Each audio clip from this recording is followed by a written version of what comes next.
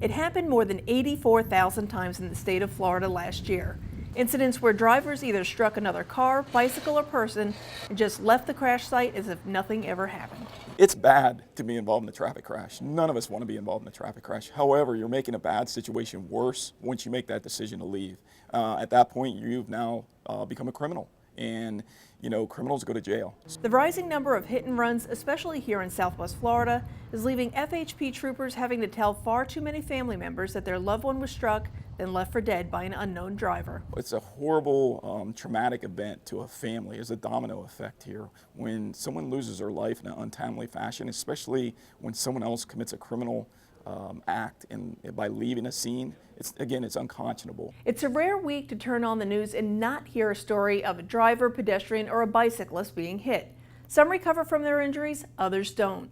But it's one of the most preventable crimes if you do one simple thing: stay on the scene and call for help. Making that initial 911 call to get an ambulance there or to render aid of some sort is crucial. We all know of circumstances where those are precious moments that can make a difference in someone's life. Not only is leaving the scene morally the wrong thing to do, legally it carries some stiff penalties.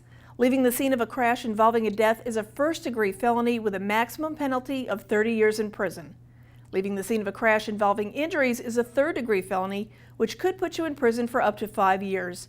And even leaving the scene of a crash involving property damage carries a maximum penalty of 60 days in jail and a $500 fine. It's something that we have zero tolerance for. We will investigate thoroughly and prosecute to the full extent of the law. In some cases, the accidents are just that, accidents, where the driver may not even be at fault. But the minute they leave the scene following the crash, everything changes. Crashes, unfortunately, are inevitable. We don't like them to occur, but it even frustrates us that much more when they do occur and then someone makes it worse by leaving. Investigators are actively working on several hit and runs from the last 2 years, some fatal, some with serious property damage.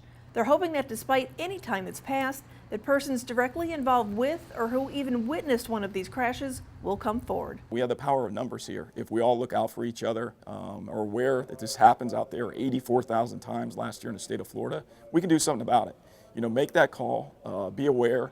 For Southwest Florida Crime Stoppers, I'm Trish Rout.